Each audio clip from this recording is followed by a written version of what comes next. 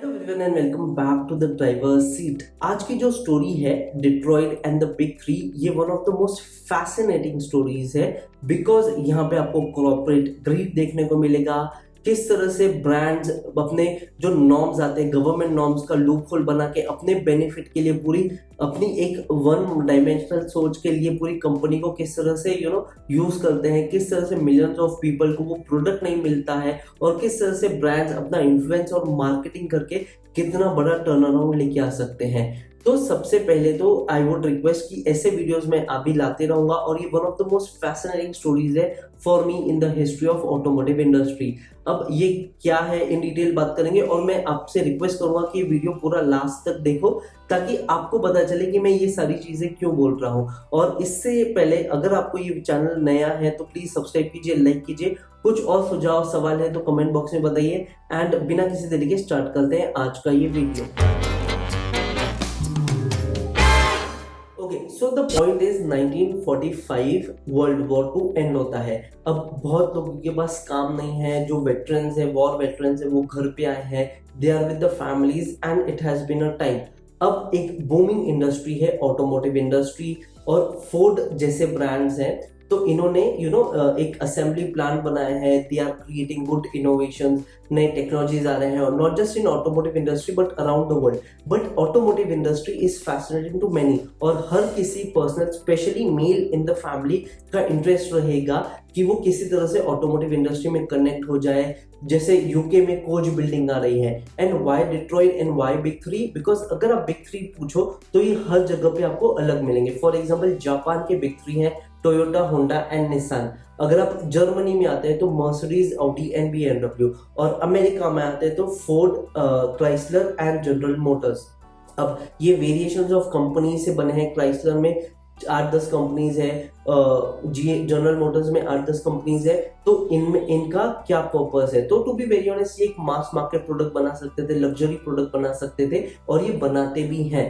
1960s तक America में कोई भी नॉर्म्स नहीं है तो यहाँ पे गाड़ियां बड़ी से बड़ी बन रही हैं, लेजी V8s है, एम्प्लॉयमेंट अच्छा है, यूएस के वर्कर्स का वेजेस बहुत अच्छा है। तो Detroit is the capital city जो मिशिगन में है एंड इसको मोटर टाउन बोलते हैं and motor town for a reason बोलते हैं। इसमें सिर्फ मैं 4 व्हीलर्स की बात नहीं कर रहा हूँ, 2 व्हीलर्स के लिए भी सेम बूमिंग इंडस्ट्री था बट उसका मैं अलग वीडियो बनाऊंगा, Harley Davidson and Indian motors और बहुत सारे जो मोटर्स है उसके लिए। But wait for it. तो द पॉइंट इज यहाँ पे बड़े बड़े इंजन बन रहे हैं, बड़े बड़े डिस्प्लेसमेंट्स बन रहे हैं and to be very honest एक 5 लीटर का V8 इंजन या 6 लीटर का V8 इंजन आपको 180, 200, 250 हॉर्स पावर दे रहा है तो इसको लेजी V8 बोलते थे। और यहाँ पे स्टार्ट होता है फर्स्ट मसल कार का।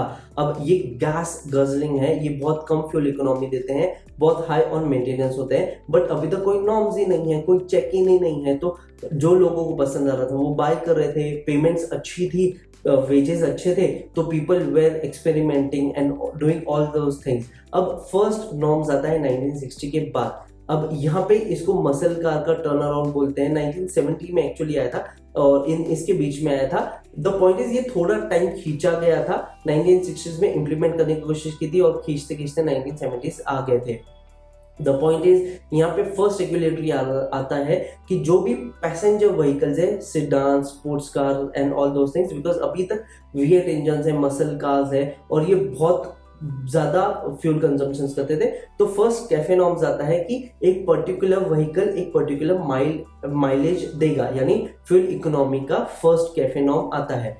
अब द पॉइंट इज बड़े बड़े ब्रांड जैसे Ford, Chrysler, the big three जो बहुत बड़ा डोमिनेंस था, इन्होंने उस पर ध्यान दिया नहीं और यहाँ पे आगे जापानीज के इंपोर्ट। अब आता है सबसे पहला oil crisis and the point is जहाँ पे लोगों की वेजेस अच्छी हैं फिर भी देयर एक्सपेंडिचर, देयर लाइफस्टाइल कहीं ना कहीं उनको कॉर्नर कर दिया एंड ये फ्यूल इकोनॉमी और अच्छे मेंटेन व्हीकल देना चाहिए थे। और ये तीनों व्हीकल्स अभी इस एज में नहीं है कि ये बहुत ज्यादा एफिशिएंट या बहुत ज्यादा ये रहे, बट जापानीज ने समहाउ कर दिया and they penetrated the US market.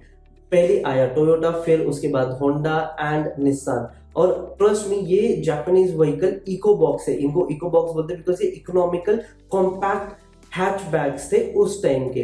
The point is ये अच्छा वही जो आपको काम देना है वो काम देंगे, रगेड है, मेंटेनेंस फ्री है।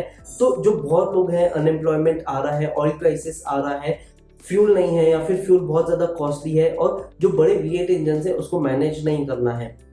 अब यहाँ पे आता है सबसे पहला लूप होल। यहाँ पे एक जो नॉर्म्स आए थे वो पैसेंजर व्हीकल्स के लिए थे। आप ध्यान दो, मैंने बोला है ये एसयूवीज या पिकअप ट्रक के लिए नहीं थे।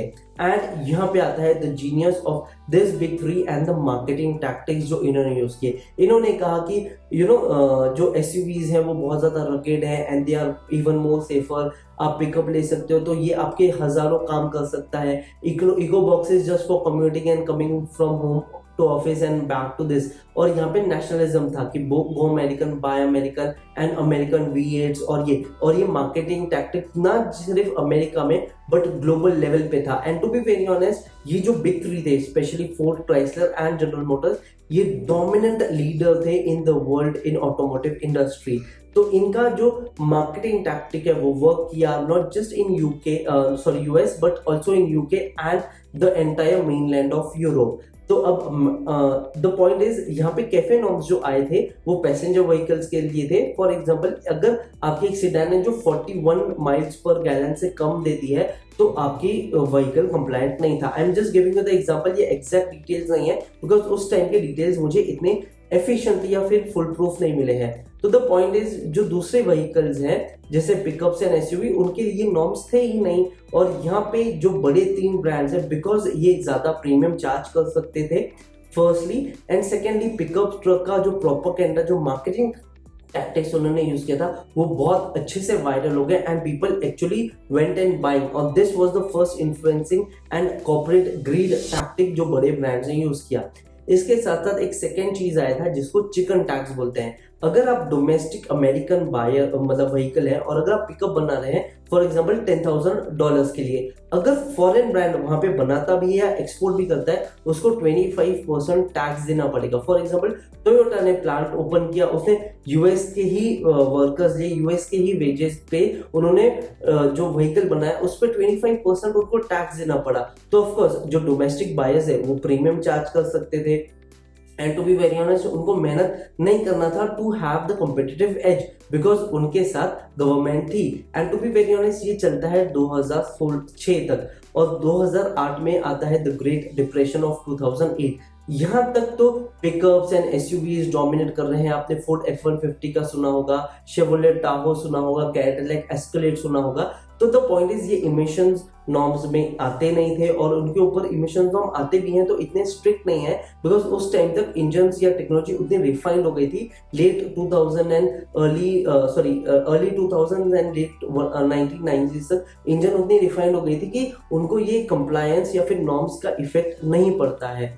देन कम्स 2006 का रिपोर्ट। अब जो मैंने आपको बताया था कि जापानीज डोमिनेंट आया था, जो टॉप 10 मेंटेन व्हीकल्स या फिर टॉप 10 ब्रांड्स रिलायबल ब्रांड्स थे उसमें से एक भी यूएस का टॉप नहीं आता है, सारे के सारे जापानीज या फिर जर्मन्स है। एंड द पॉइंट इज फिर भी एक नेशनलिज्म है and so on. And then comes 2008 का रिसेशन। अब लोग अपने घर का ही पेमेंट नहीं कर सकते हैं तो वो व्हीकल का कहाँ से पेमेंट जाएंगे।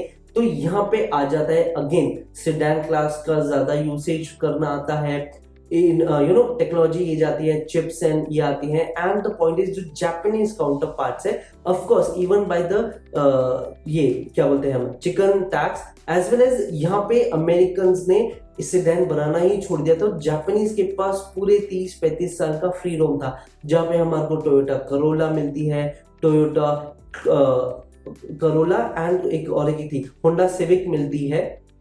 ऐसे व्हीकल्स वहाँ पे बहुत मास मार्केट आती हैं, निसान प्रोलूड है, होंडा प्रोलूड है, ऑडिसी है, बहुत सारे ऐसे ब्रांड्स हैं। यहाँ पे टोयोटा ने अपना लेक्सस ब्रांड लॉन्च किया for up market and premium. अगर आपको मिडिल लेना है तो टोयोटा लो, अच्छा लेना है तो लेक्सस लो, होंडा ने होंडा एंड एक्यूरा किया, निसान ने निसान एंड जेनेसिस किया। तो जापानीज मार्केट ने डोमिनेट किया था ऑन द सेडान क्लास, और ये लग्जरी क्लास को भी थ्रेटन करने लगे, यानी जर्मन्स को भी थ्रेटन करने लगे। बिकॉज अभी buying a Mercedes and buying a BMW and buying an Audi was still a novelty, but 2006 के बाद ये कहानी धीरे धीरे चेंज होने लगी, बिकॉज वहां पे जापानीज का एक कल्ट आने लगा, GDM क्लास बढ़ने लगा, और Japanese vehicle were far more reliable than the American और the German counterpart. German reliable थे बट एक्सपेंसिव थे, जो डोमेस्टिक है यानी द बिग थ्री है वो रिलायबल भी नहीं थे और वो अफोर्डेबल भी नहीं थे, जो उनका एज था अगर आपको अमेरिकन बाय करना है उस टाइम पे। तो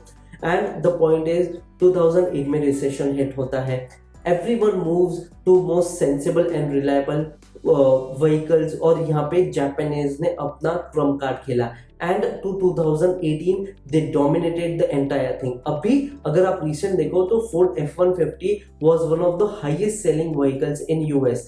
ये ट्रम्प किया है टोयोटा की एक पिकअप ट्रक ने, हाइलक्स। द पॉइंट इज ये कैसे हुआ, बिकॉज फोर्ड माइट बी $3,000 और $4,000 चीपर, बट टोयोटा उसको कॉम्पनसेट करता है with the reliability and the low maintenance cost. अगर मैं आपसे पूछूं कि आप 10 लाख की व्हीकल लो और 13 लाख की व्हीकल लो, बस 10 लाख की व्हीकल आपको साल में 2 लाख का खर्चा देगी और ये 13 लाख की व्हीकल आपको साल में 50,000 का व्हीकल लेगी, there is a no brainer, everyone will go with the 13 lakh vehicle. And यही बेसिक कॉमन सेंस था और ये बिग थ्री ने नेग्लेक्ट किया था। अब 2008 के जो रिसेशन आया था, ये दोनों बिग थ्री ब्रांड, तीनों big three brands went to the American market कि हम ग्लोबल डोमिनेंस है और अमेरिका का नाम चला जाएगा, give us funds and so on. अभी तक ये तीनों ब्रांड ने रिसेशन एरा में $17 बिलियन स्पेंड कर चुके थे। बुश की सरकार आती है, ये टर्न अराउंड करती है, उनको 18 मिलियन इन फंड्स दे देती है, क्रेडिट लाइन दे देती है, और ये ओबामा की सरकार में और फॉरवर्ड हो जाता है। तो द पॉइंट इज इन्होंने कितना एक्सपेंडिचर किया just to stay afloat, there is no point. Detroit शहर जो था, मैंने डिट्रॉइट फर्स्ट बोला है, व्हाई, बिकॉज 1960s तक या 90s 80s तक this was the one of the most desirable cities in the world. Why, आपने अमेरिकन ड्रीम का नाम सुना होगा, अमेरिका द ग्रेटेस्ट कंट्री का नाम सुना होगा, अमेरिकन V8 का नाम सुना होगा। तो ये जो ब्रांड की मार्केटिंग की गई थी ये तीनों ब्रांड्स के थ्रू वाज क्रेजी, एंड ये क्रेजीनेस बहुत लोगों को इन्फ्लुएंस किया। And the point is 1960s में सबसे बड़े वर्ल्ड इवेंट्स, सबसे बड़े सेलिब्रिटी कॉन्सर्ट्स, सबसे बड़े इवेंट्स जितने भी थे वो डिट्रॉइट में होते थे। Everyone wanted to go and live in Detroit. हर किसी को किसी तरह से मोटर या ऑटोमोटिव इंडस्ट्री के साथ एसोसिएट करना था, फिर चाहे वो वर्कर हो, फिर चाहे वो रीसेलर हो, कार सेलर हो, everyone had that craziness of motor town Detroit. To be very honest, अगर आप 1980s का स्टैट लगाओ तो 13.5 million workers were working in Detroit, और आज वो 3.5 लाख से भी कम है, यानी 3.5 मिलियन से भी कम है। And why is that? The basic thing is ये एक गोस्ट टाउन बनते जा रहा है, बिकॉज आजकल वो चीजों की जरूरत ही नहीं है। क्या अमेरिका ने अगर पिकअप को नहीं अपना के इमिशन नॉर्म अपनाते और सेडान लेके आते तो ये चलता? The point is going to come in the recent time. तो आता है 2018 का एरा। अब फोर्ड बोलता है कि हम फिएस्टा, फोकस और ये बनाएंगे नहीं, हम मस्टैंग बनाएंगे और मस्टैंग का इलेक्ट्रिक वर्जन बनाएंगे, और बाकी उनका पूरा फोकस पिकअप ट्रक पे जाता है। फॉर एग्जांपल चिकन टैक्स या फिर आप उसका ले लीजिए, बिकॉज पिकअप ट्रक्स बिकते हैं और इन्होंने मार्केट किया था ना कि ये सेफर है, बेटर है, आप इसको होल्ड कर सकते हो and you can use it for multiple चीजें। इन्होंने फोर्ड पिकअप ट्रक की अगर हम बात करें तो उसमें इतने वेरिएंट्स आते हैं कि आपको एक लग्जरी इसमें मिलेगी। फॉर एग्जांपल ये स्टार्ट होता है $34,000 तक, और जो highest of the highest variant जाता है with all the bells and whistle वो जाता है अराउंड $84,000 तक। वेरिएंट्स एंड वेरिएंट्स का है, आप उसको कैब में ले सकते हो, आप उसको पीछे स्टेट टाइप ले सकते हो, तो बहुत सारे वेरिएंट्स है। ऑफकोर्स ये बहुत बेसिक चीज है, you can just Google it.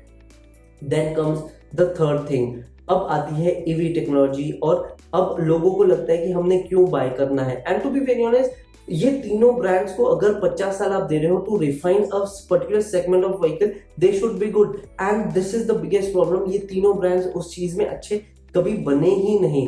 आप अगर जापानीज रहो तो ये रिफाइन करते गए, जर्मन्स रिफाइन करते गए। German is expensive but they have a good product lineup. Japanese are cheap, easy to maintain, but also they have good product lineup at the price point. Americans never had the thing. और इनकी vehicles, for example अगर मैं recently बात करूं तो GM ने अपने जो भी वो ब्रांड्स में LS V8 इंजन यूज करते थे तो उनको रिकॉल किया था।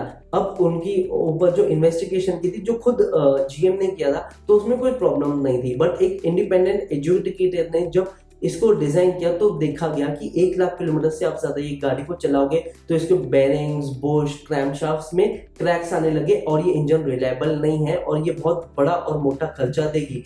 और यहाँ पे आप अमेरिका की जापान की टोयोटा जैसे ब्रांड्स देख लो, जो आपको 2.5, 3, 4, 10 लाख किलोमीटर तक भी आपको मेंटेन नहीं देते। टॉप गियर का एक बहुत अच्छा सेगमेंट है टोयोटा हाइलक्स इनविंसिबल, और उन्होंने इसको मार्केट किया था हाइलक्स इनविंसिबल का, एंड दिस शोड कि वो कितने रिलायबल है। And this is the story. अगर अमेरिकन ब्रांड्स ग्रीड नहीं होते क्या वो जाते? एंड फोर्ड पिंटो की तो कहानी मैंने बताया नहीं। ऑफ कोर्स जब ये ऑयल क्राइसिस आया था तो ये सारे ब्रांड्स ने छोटी कॉम्पैक्ट सेडान्स लिए थे, कॉम्पैक्ट हैचबैक्स बनाने का कोशिश किया था, जिसका एक था ये। ऑफ कोर्स शेवरले के पास बोल्ट थी, बीट जो आई थी, ये सारी ब्रांड्स ने बनाया था, no doubt about it. The point is जैसे फोर्ड पिंटो आई थी, उनको मालूम था कि एक डिजास्ट्रस प्रोडक्ट है and it is one of the most disastrous thing in the automotive industry, the thing, because the point is Ford को मालूम था कि अगर कोई गाड़ी उसको पीछे से डैश करेगी तो उसका जो टैंक है, फ्यूल टैंक है, वो कंप्रेस होकर बर्स्ट हो जाएगा और इसमें डेथ हुई थी। द पॉइंट इज फोर्ड को मालूम था, फिर भी उन्होंने प्रोडक्ट लॉन्च किया बिकॉज उनको कम्पीट करना था जापानीज मार्केट या जापानीज प्रोडक्ट्स के साथ। और इसमें जब इन्वेस्टिगेशन किया था, फोर्ड ने जब कैलकुलेट किया था कि paying the people will be easy, जो उनके लॉ सूट्स और जो सारे कॉम्पनसेशन देना पड़ेगा वो ज्यादा चीपर रहेगा than fixing the product, and the Ford did, उन्होंने एक गलत प्रोडक्ट मार्केट में किया और यहाँ पे द फर्स्ट कार आया। Same was with the general motor brand and Chrysler के साथ। फिर क्राइसलर ने सिलेंटिस को किया and this is the turning point. अब सिलेंटिस के पास आता है जीप, रैम एंड उनका डॉज प्रोडक्ट। अब जीप को वो मार्केट में लेके जाता है, इवन इंडिया में भी जीप बनता है। अब उन्होंने कंपास को थोड़ा अच्छा बनाया, थोड़ा उसको रिफाइन किया एंड उसको सेफ्टी फीचर्स दिए जो आज बहुत की कंपोनेंट्स होते हैं। And within the year of 23 and 24 financial year they made a profit of $20 billion. ये बकरी वाला भी है। And why was not the Chrysler was able to do it? Because उनका फोकस ही नहीं था। यहाँ पे प्योर कॉर्पोरेट ग्रीड दिखता है और uninterested good product for the masses दिखते हैं। वही चीज अगर अलग कंपनी करती है विद अ डिफरेंट इंटेंशन, कितना बड़ा फर्क देखने को मिला है। एंड आज अगर आप देखो, ये तीनों जो कार ब्रांड्स है ये बहुत डायर सिचुएशन में है। They are just above bankruptcy, जहाँ पे साफ बिक गया है। हमर जैसे ब्रांड्स, ओल्ड मोबिल जैसे ब्रांड्स, पॉन्टियाक जैसे ब्रांड्स को बंद कर दिया है बिकॉज इन्होंने अच्छा प्रोडक्ट नहीं बनाया, लोगों की नहीं सुनी, लोगों के लिए प्रोडक्ट्स नहीं बनाया। यहाँ पे बहुत सारे थ्रिलर थे and the point is why was American government not asking for it? Because rules and regulations, norms तो बनते थे बट वो पैसेंजर व्हीकल्स के लिए बनते थे, पिकअप्स के लिए नहीं बनते थे। और बनते भी थे तो यहाँ पे कुछ ना कुछ लूप होल करके वो इस तरह से बना लेते थे कि the point is people did not knew what and why they were buying, और ये अभी अभी ओपन अप हो रही है। एंड देन कम्स 2020 का एज, ये आता है द ईवी नॉमिनेशंस, या फिर फर्स्ट जो हमने हिट देखा था वो कोविड पैंडेमिक का था। अब इसके बाद ईवी रेस आती है, रेवोल्यूशनाइज करती है। टेस्ला, रिवियन, अल्फा मोटर्स जिसके बारे में मैंने कल ही बताया, लूसिड मोटर्स, ये आते हैं। अब द पॉइंट इज यहाँ पे आपको फ्यूल इकोनॉमी का टेंशन ही ले लेना, बिकॉज इलेक्ट्रिक वर्जन है और इलेक्ट्रिक इंफ्रास्ट्रक्चर वहाँ पे बहुत रैम्पेंटली होता है। People wanted to buy Tesla और उनको वो प्रोडक्ट अच्छे से मिले, बिकॉज अभी इट वाज अ टाइम कि बहुत ज़्यादा रिफाइन होने लगे। और हमने रिवेन जैसे ब्रांड की जो पिकअप्स, जो अमेरिकन पिकअप का जो मार्केटिंग था उसको उन्होंने रिफाइन किया। अल्फा मोटर्स जो अभी रिसेंटली आया है, with in 3 years they have 20 car का लाइनअप, उनका बेस इज द सेम, सिर्फ उसके ऊपर जो शेल है, जैसे हम लैडर ऑन फ्रेम शेल देखते हैं तो उनका लैडर सेम है, सिर्फ फ्रेम जो है वो डिफरेंट टाइप्स के पास है। आपको एसयूवी होना वो है, पिकअप होना वो है, एक कॉम्पैक्ट ग्रैंड टोरर होना वो है, एक सिडान होना वो है। ये सिर्फ शेल बदलते हैं and they are growing like crazy. And यहाँ पे एक हमारे को समझना चाहिए कि कितना भी बड़ा कॉर्पोरेट गिल्ड हो, कितना भी बड़ा कॉर्पोरेशन हो, वो डोमिनेंट ओवर द वर्ल्ड नहीं कर सकता है, बिकॉज पीपल आर स्मार्ट और वो आज नहीं तो कल सच बाहर आ जाएगा। अब जो इन्होंने 1960 से 2000 तक किया था वो तो चीजें अभी आ रही हैं, but people have become smarter. People there priority is their life. वो सेफ्टी देखते हैं, वो व्हीकल के लिए रुकते हैं कि क्या नॉर्म्स है, क्या ये व्हीकल नॉर्म्स पे जाती है। जैसे for example diesel get in हुआ था वोक्सवैगन का, वैसे ही कुछ क्राइसलर के साथ हुआ था, फोर्ड का पिंटो का तो मैंने आपको बताया, and same was with GM. इनके प्रोडक्ट्स जो ये बोलते थे वो होते ही नहीं थे, और ये एक बहुत बड़ा डिस्ट्रस्ट बन गया। और यहाँ पे ट्रस्ट डेफिसिट्स आज भी ब्रांड्स के साथ नहीं हुआ है। यस, ये तीनों ब्रांड्स आज हैं। Of course Chrysler is now Stellantis group, because उन्होंने फिएट के साथ मर्जर किया था, फिर सिलेंटस के साथ हुआ। फोर्ड किसी तरह से है, बट फोर्ड आज अपने इतने बड़े हिट के साथ जा रहा है कि वो फिर भी दे आर रिजिड कि वो ईवीज में उतने इनोवेशन नहीं ला रहे हैं, वो अपने कंज्यूमर्स का नहीं सुन रहे हैं। इंडिया को छोड़ के काफी टाइम हो गया उनको, और वो कम बैक कर रहे हैं, फिर नहीं कर रहे हैं। और beyond all this Ford had so many losses कि उन्होंने अपना एस्टन मार्टिन ब्रांड बेच दिया, जैगुआर ब्रांड बेच दिया, लैंड रोवर ब्रांड बेच दिया। एंड जैसे ये टाटा के अंडर आते हैं, ये ब्रांड अच्छे प्रोडक्ट्स बनाने लगे, ये ब्रांड सक्सेस होने लगे। रेंज रोवर के एसयूवीज आज सबसे मोस्ट डिजायरेबल एसयूवीज है, और जब ये फोर्ड के पास थे तब ये व्हीकल्स का नाम ही नहीं थे, और ये सिर्फ ओल्ड चीजों को रिफाइन करके या फिर थोड़े बहुत ट्विक्स करके ही सेल आउट करते थे। There was no R&D। So where was the 18 billion और जो गवर्नमेंट से फंड मिले थे वो कहाँ गए, किसको बता ही नहीं है। So this was the story of Detroit and the big three. And tell me, क्या इसके ऊपर हॉलीवुड मूवी नहीं बन सकता है? क्या ये इतने सारे फसाद हैं, क्या इन जो मीटिंग्स हुए हैं, कितने सारी चीजें हैं जो आज कॉमन इंसान को नहीं पता है? क्या ये पब्लिकली जो पब्लिक क्लेम करती हैं कि ये पब्लिक के लिए कंपनीज हैं and they make good products for company, क्या ये वाकई कंपनीज ने पब्लिक के लिए काम किया था? Late me no down in the comment box below. अभी इसकी स्टोरी हाफ फिनिश्ड है, बिकॉज अभी तक ये तीनों ब्रांड्स अवेलेबल है एंड ये ब्रांड्स ने बैंकरप्सी नहीं किया है। फॉर एग्जाम्पल क्राइसलर ने साब को भेज दिया, और साब को 1 साल ही लगा बैंकरप्ट होने में, because there were no adopters, और वो ब्रांड के पास उतने फंड्स ही नहीं थे, और जो भी पेटेंट्स थे वो पूरे क्राइसलर एज अ पेरेंटेन उन्होंने अपने पास ट्रांसफर कर दिए थे। तो ये भी एक चीज हो जाता है कि what this brand actually did, there is no sound about it, and this is not a less than Hollywood story, to be very honest. Yes, there are certain things जो मैं बता नहीं सकता हूँ, बिकॉज आप गूगल सर्च कर लीजिए because of certain things. And I hope आपको वीडियो अच्छा लगा, ये स्टोरी आपको अच्छी लगी, थोड़ी बड़ी हो रही है, but for the timing I see in my next video. Have a nice day, take care, be happy.